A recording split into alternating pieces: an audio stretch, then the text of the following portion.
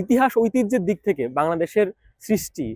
এমনকি ব্রিটিশ বিরোধী আন্দোলন থেকে শুরু করে ৭১, তার পরবর্তী সময়ে ৯০-এর আন্দোলন এবং সর্বশেষ ২৪-এর যে গণ অভ্যুত্থান, সেই অভ্যুত্থানে আমরা দেখেছি ঢাকা কলেজ ছাত্র শিক্ষক সম্পর্ক এবং ছাত্র শিক্ষকদের যে লড়াই, বীরত্বপূর্ণ ইতিহাস, তার সঙ্গে সঙ্গেই কিন্তু ঢাকা কলেজের এই যে ইতিহাস ঐতিহ্যের সম্পর্ক এগিয়ে আসছে। ফলে আমরা মনে করি আগামী দিনেও এই যে ইতিহাস ঐতিহ্যের ধারক বাহকতার যে কাজ ঢাকা কলেজ করছে, আগামী দিনেও এই কাজ ঢাকা কলেজ করবে, এই প্রত্যাশা আমি করছি। পাশাপাশি আমরা এটা মনে করি আগামী দিনের যে গণতান্ত্রিক বাংলাদেশ বিনির্মাণের যে কাজ, সেই কাজেও ঢাকা কলেজ ছাত্র শিক্ষক কর্মকর্তা সবাই মিলে সেই গণতান্ত্রিক বাংলাদেশ তৈরির কাজটা করবে। ঢাকা কলেজটা যেহেতু ১৮৫ বছর এই আমাদের বাংলা অঞ্চলের সর্বপ্রথম স্কুল এবং হায়ার স্টাডিজের জন্য ব্যবহার করা হয়,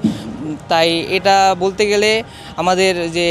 উপমহাদেশের মানুষ যে শিক্ষিত করার পিছনে আসলে এটা শুরু থেকেই ভূমিকা রেখে আসছে এবং প্রতি বছর এটা গৌরবের সাথে আমাদের যে মেধাবী ছাত্ররা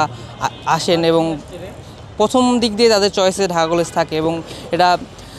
তাদের স্বপ্ন পূরণে অনেক সাহায্য করছে এবং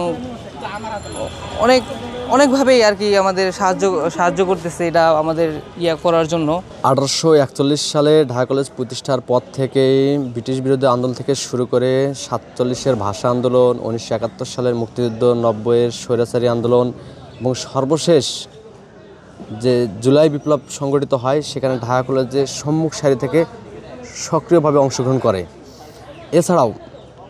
দেশবরেণ্য সাহিত্যিক, রাজনীতিবিদ, তারপরে আপনার কি বলেন শিক্ষাবিদ, যারা ঢাকা কলেজের শিক্ষার্থী, তারা সারা দেশে নানাভাবে অবদান রাখতেছে।